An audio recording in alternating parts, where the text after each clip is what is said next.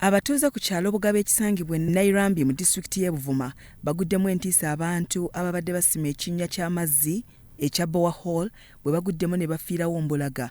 Abafudde kuliko Gabriel Lwaswa wa myaka 23 ne Hassan Kizza ow'emyaka 2 nga bombi batuuze ku kyalo Mayuge nga bano badde bakozi mu kampuni ya MPH eyabapangisa okusima Boweno nga abatuuze bannyonnyodde bwe byabadde. Twabadde tuli awo banaffe ne bagwa mu kinnya nga bali kwidde okutuyamba okwongeramu ekiyona bakola kibagwamu olundi nasooka okugwamu alumuke mangu obundi mwene ajja ayambe mwine era yena yagwamu yafa. Kale twakola abataka beesoloza twataamu emiguwa twasobola okusikamu abantu abo twabatoolamu era twabapakinga awo bannaibwe badda bakola ki babatwala. Kigambibwa nti entabwe evudde ku omu okulemera munda munne nayagala ayambeko wabula naye n'alemererwa bwe batyo ne baziyirira munda era ne bafa. Omu ku beerabiddeko n'agaabwe nga bino bibeerawo agamba nti yalabye munne tadda n'awalirizibwa okutemya ku banne ekyalo ne kibazuula bombi nga bafiiriddeyo mu kinnya. Basibako omuguwa mu kujja okusena mu kujja okulambula ekiina ekyo bakyongere ku wansi. Banaife ababiri abo bagwamu kubanga ono bwe yayisayo mwine kati ono yena bwe yajja okuyamba mwine bona bakomenkeza nga bafiire. Titwasobole kubayamba.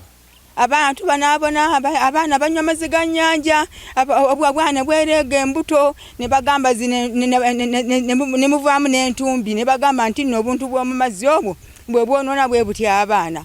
Kakati obuzibu bwe tulina bw'amazzi, obuzibu bwe tulina bannaye mutuyambe bw'amazzi gavumenti bannange tuyambe wano e Buvuma wano e Bugabo wano e Bugabo.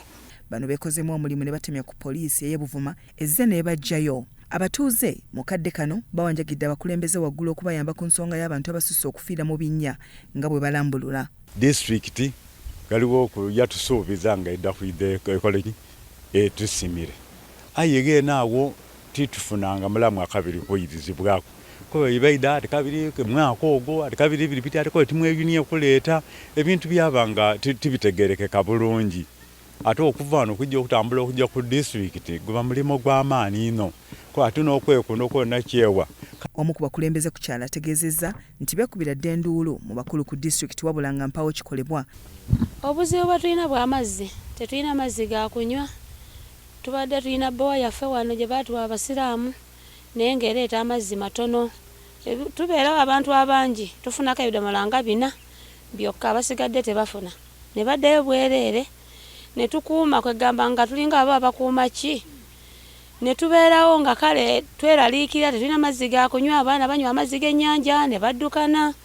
Omubaka w'ekitundu mu Parliament Robert Migadde Ndugwa yennyamidde olw'obulagajjavu obwa disitulikiti obutatuusa mazzi ku bantu bano bw'atyo n'asaasira nnyo ab'eŋŋanda z'abagenzi. So kyakusaalirwa era tusaasira ab'eŋŋanda zaabwe naye twetaaga n'okwongera okubeera beegendereza kuba gavumenti tegenda kuweera shallow dug wells kizibu ziwera nga waliwo ebifo ebitaddawa kufuna mazzi naye tugamba abantu nti babeere cautious babeere beegendereza ekimala kuba owulira oluusi engeri abantu bano gye bafaamu ng'olaba nti kyabadde kyewalika waliwo ne wetutuuka ng'olina okukkiriza nti eyo omulimu gugaanye. Oluvannyuma poliisi emirambo egiggyeeyo ne gitwalibwa mu ggwanika okwekebejjibwa.